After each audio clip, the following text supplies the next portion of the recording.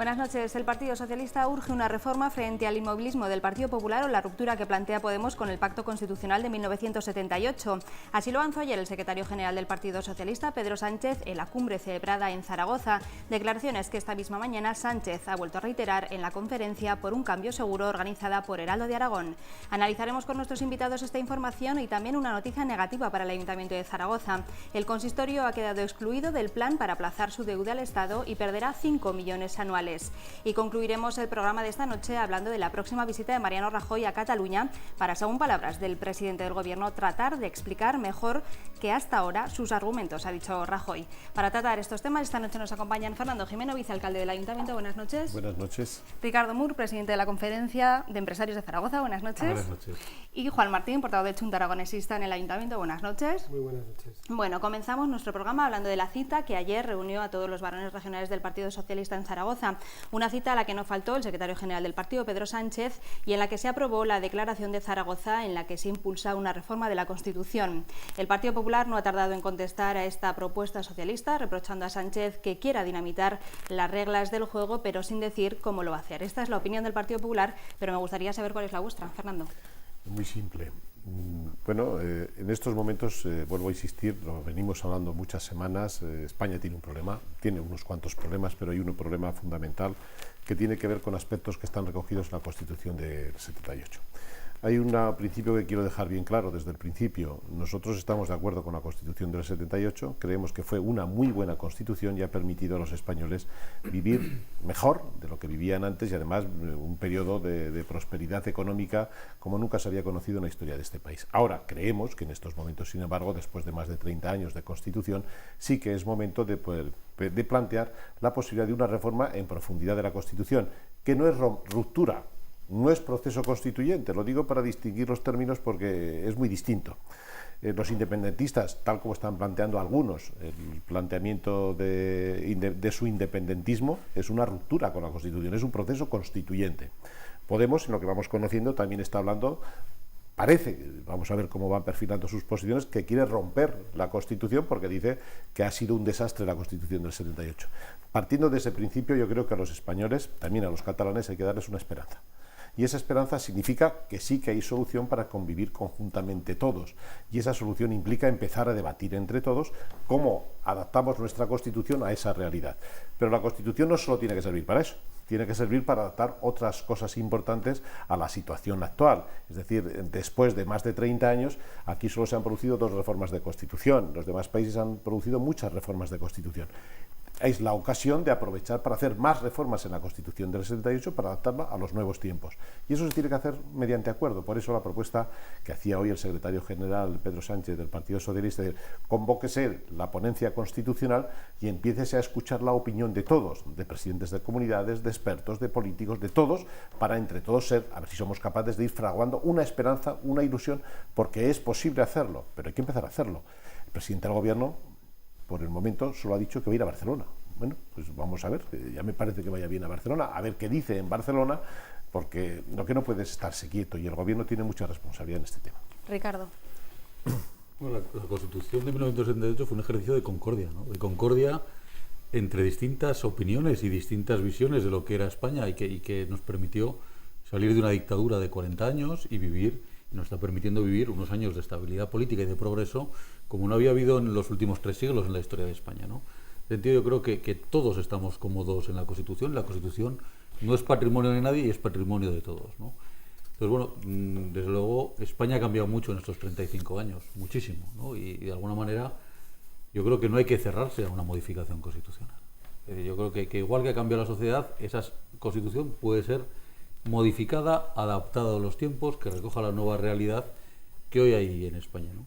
Y creo que tanto yo he asistido esta mañana a la conferencia que daba Pedro Sánchez y creo que el título está bien elegido, ¿no?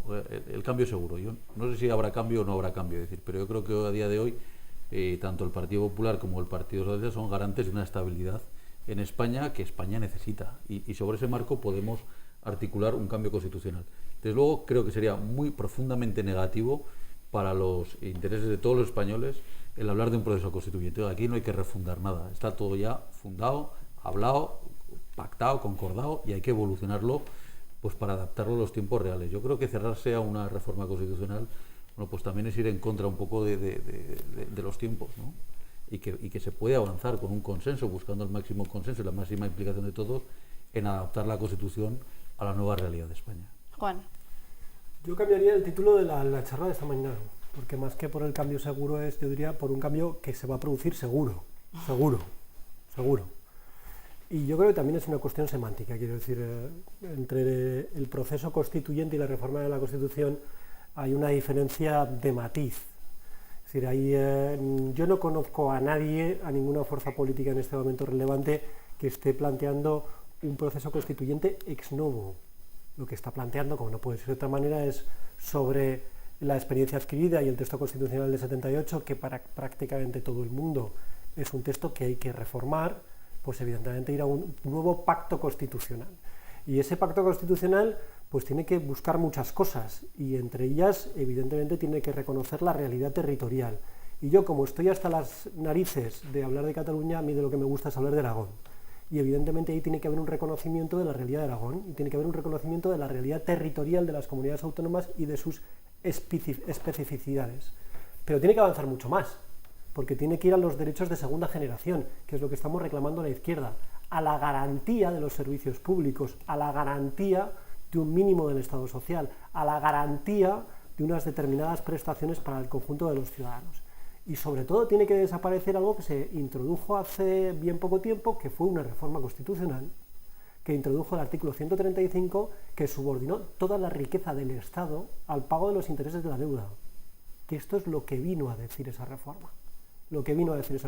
Entonces, hay una parte muy importante de la izquierda que representa, entre otros, Chunta Aragonesista, que pide, evidentemente, que el centro de la política en España esté en los ciudadanos, que es donde estaba, por cierto, en la Constitución del 78 original. Y que evidentemente se subordine la riqueza. Esto voy a decir que va a parecer hiperrevolucionario, lo dice la Constitución del 78. Es decir, que toda la riqueza de España esté subordinada al interés general y no al revés. A partir de ahí nosotros lo que creemos es que hay que abordar evidentemente una reforma constitucional, que hay que abordar una reforma de la Constitución serena, pactada, consensuada, porque si no, las constituciones que no son pactadas y consensuadas están llamadas a no durar en el tiempo, y tan malo es una constitución fosilizada como una constitución que hay que estar cambiando constantemente. Por eso a nosotros nos parece que bienvenido el señor Sánchez a la reforma constitucional, pero es que hay fuerzas políticas que llevamos diciendo esto desde hace ya algunos años. Bueno, Pedro Sánchez, como decíamos, está hoy protagonizando la conferencia por un cambio seguro, organizada, como hemos dicho, por el diario Heraldo de Aragón, y en ella ha desgranado el contenido de su propuesta de revisión constitucional y algunas de las reformas que llevará a cabo si resulta elegido presidente del Gobierno en las próximas elecciones generales. Yo no sé cómo la habéis visto. Fernando. Sí, él ha esbozado reformas, pero yo creo que ha querido dejar bien claro que lo fundamental es empezar a debatir entre todos para ponernos de acuerdo, porque si uno concreta demasiado lo que quiere decir, tiene un problema, y es que a veces es muy difícil conseguir un acuerdo. Hay cosas que seguro que nos pondremos de acuerdo rápidamente, por ejemplo, que las mujeres puedan ser reinas en este país, en directo. Más vale, porque lo digo por decir una cosa que es, hay cosas que son obvias, parece una tontería, pero hay cosas que a lo mejor hay que atreverse. Digo, hay debates muy importantes que, por ejemplo, ¿qué hacemos con las provincias? Bueno, hay temas que es la ocasión de empezar a plantear cosas que unos piensan una cosa, otros piensan otra, pero que seguro que nos vamos a poner, o decir, como decía antes Juan Martín, reconocer derechos sociales fundamentales en estos momentos que hasta ahora no tenían un reconocimiento constitucional, igual que tienen otro tipo de situaciones en la Constitución. Es la gran ocasión de hacer planteamientos concretos, y yo creo que desde ese punto de vista vamos a ver cómo entramos en el tema. Hoy está muy centrado el tema, focalizado en el tema territorial, pero no solo es el tema territorial el que de alguna manera tiene que abordar esta Constitución. Yo creo que esta Constitución tiene que aprovechar el momento para hacer los cambios necesarios para actualizarnos y para que sea un instrumento que perdure otros 30 años. Digo 30 porque las constituciones están para lo que están, pero también se pueden cambiar, que no pasa nada. Ricardo. Yo creo que el discurso de esta mañana ha sido un discurso que podíamos compartir todos, es decir, porque era un discurso también muy general en cuanto a reformas que yo creo que comparte el 90% de la población. En cuanto bajas al detalle, pues ahí empiezan las discrepancias, como es lógico, ¿no? Yo creo que en España somos también hacer las cosas a lo grande, es decir, no hemos tocado la Constitución en 36 años y ahora queremos hacer un cambio de arriba abajo, ¿no? Yo creo que aquí, como dice muchas veces el cómico José Mota, ¿no? Dice, hay que hacer las cosas de a poco. Es decir, poco a poco, ¿no? Es decir, porque ahora vamos a ver si abrimos en canal todo el estado constitucional que tenemos ahí. Hay que hacer los cambios, pero hay que hacer los cambios que estén claros, consensuados. Yo comparto también lo que se está diciendo, que el centro deben ser las personas. Es decir, nos estamos fijando mucho en los territorios y realmente España es un país de sus ciudadanos y de los españoles. Y en ese sentido sí que debe ir muy volcado a la igualdad. A mí ha habido una cosa que me ha gustado de lo que ha dicho, es decir, que la Constitución debe contemplar la financiación autonómica y que dentro de la financiación autonómica se iba a tener en cuenta conceptos como la despoblación y el territorio, que eso de alguna manera es algo que se viene reivindicando desde Aragón pues desde hace mucho tiempo, ¿no? Vamos a ver si llega algún día a tener responsabilidades, si cumple, ¿no? O también se desdice, pues como desgraciadamente estamos acostumbrados en esta tierra. Juan. Yo, para que se hagan una idea los que nos estén escuchando, la Constitución del 78 se hizo en un momento en el que no había internet, no había telefonía móvil, no había la mayoría de los avances médicos que en este momento tenemos. La esperanza de vida en España estaba por debajo de los 75 años. No quiero seguir, pero una norma que es el centro de todo nuestro ordenamiento jurídico, que no esté adaptado a nuestra realidad social en este momento, está condenada a fosilizarse y a morir, que es en lo que está en este momento, medio muerta. Pero es más, no contempla algo fundamental, las soberanías compartidas, que este es el elemento clave de la construcción del futuro en toda la Unión Europea. Es decir, todos los pueblos, todos los estados, estamos caminando en dirección de construir un proyecto común, que es el proyecto europeo.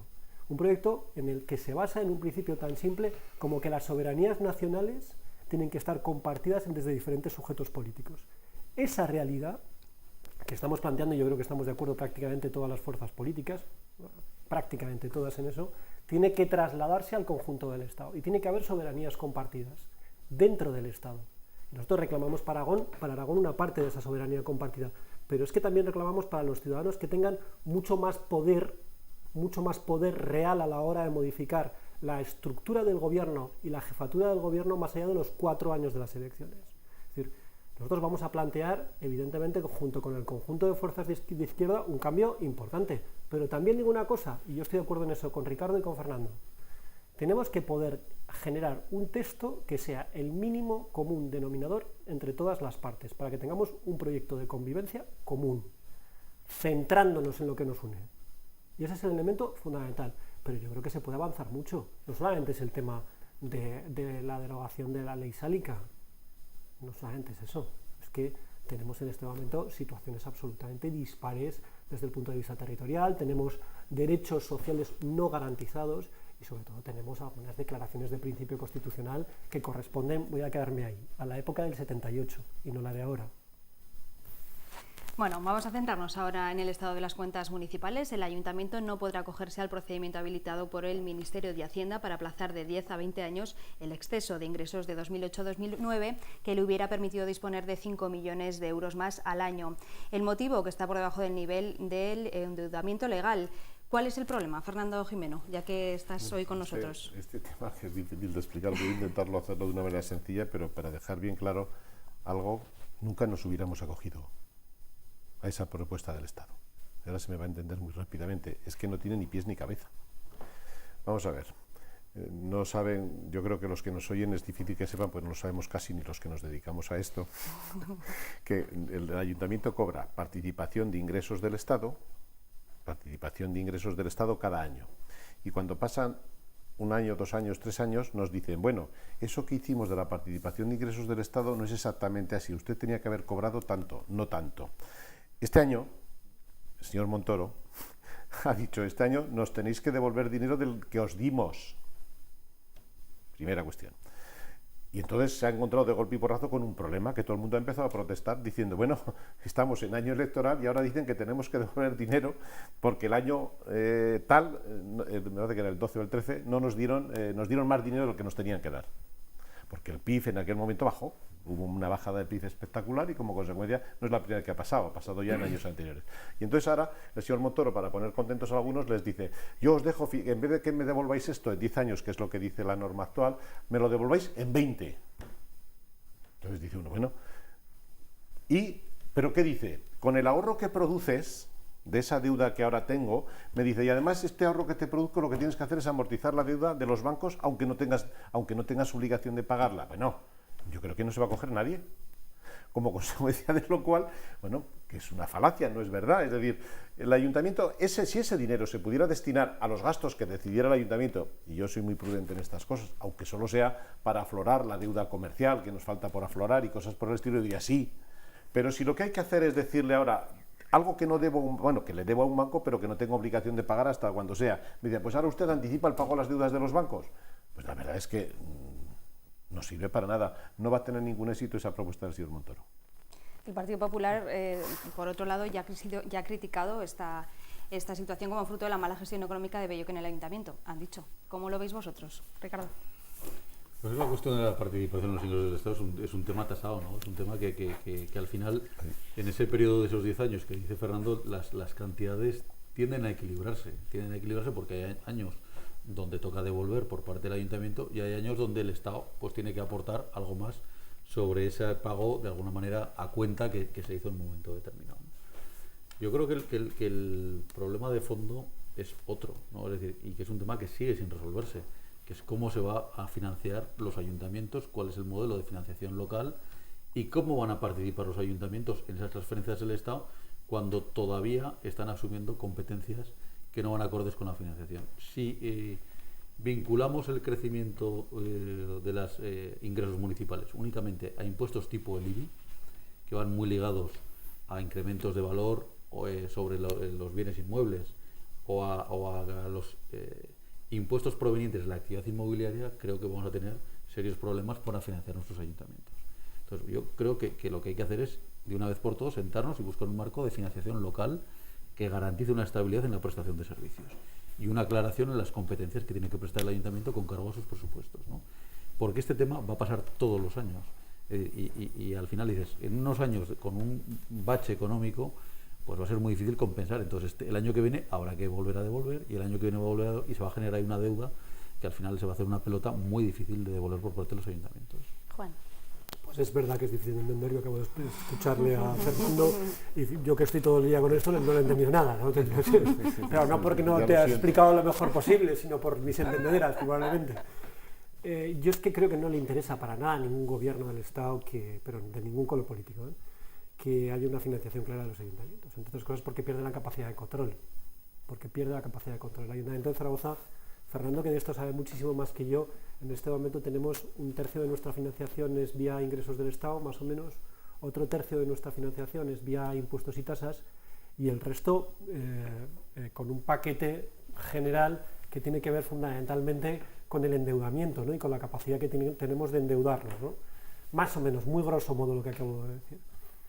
Resolver la capacidad de financiación de un ayuntamiento como el de Zaragoza supone, a nuestro modo de ver, que el Ayuntamiento de Zaragoza tenga posibilidad de generar impuestos nuevos y de modificar un marco normativo excesivamente rígido en materia fiscal. 1. 2.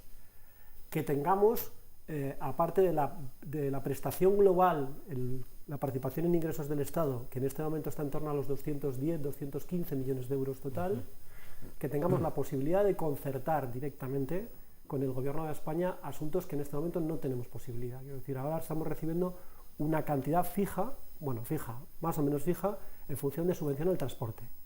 Prácticamente nada más. Y luego está, evidentemente, la pata que falta.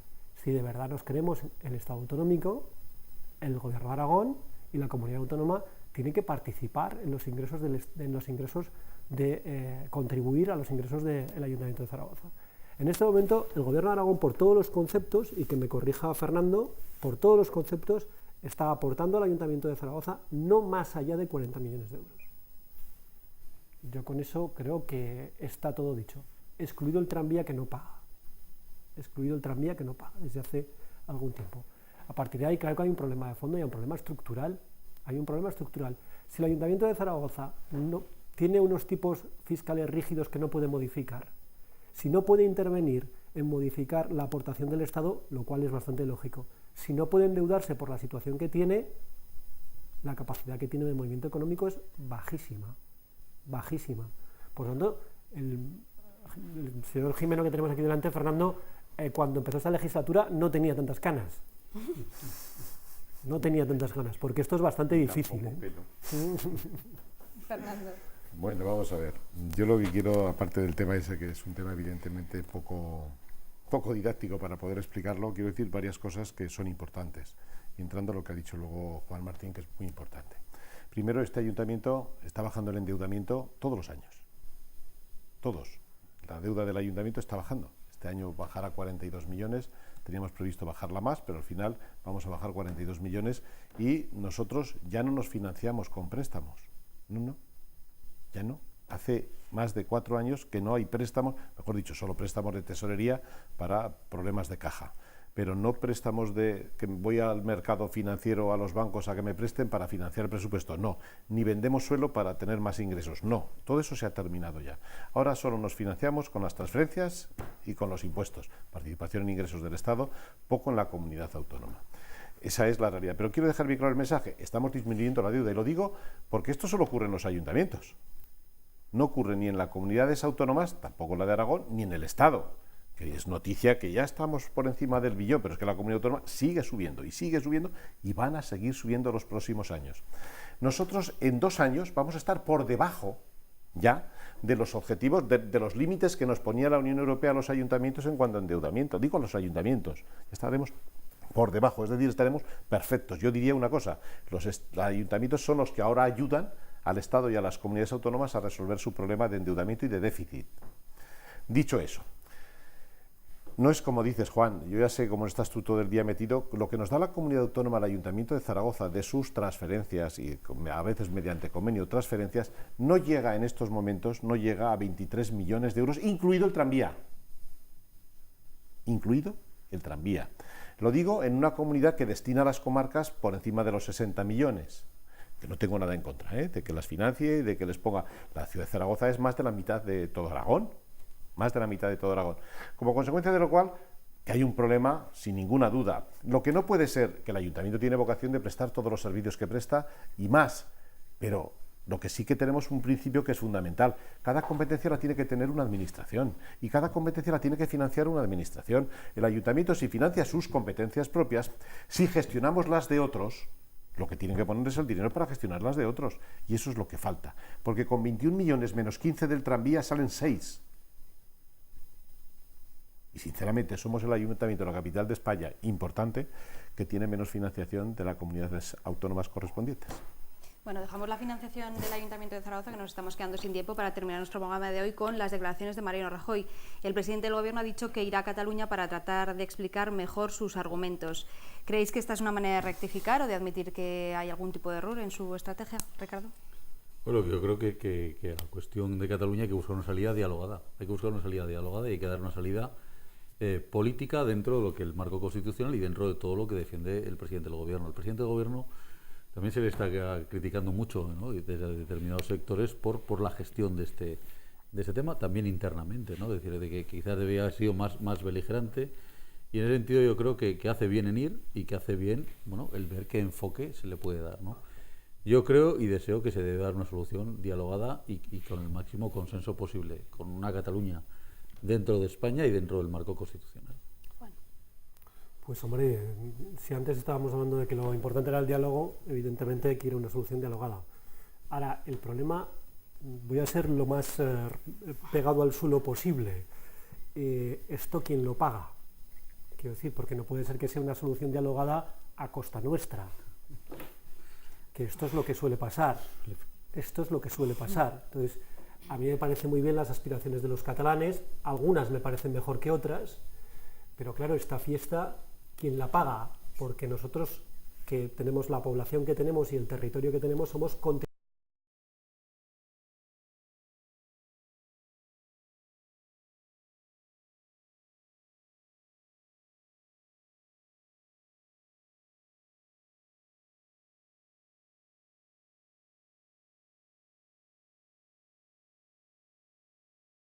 tenemos problemas con el hospital de Teruel.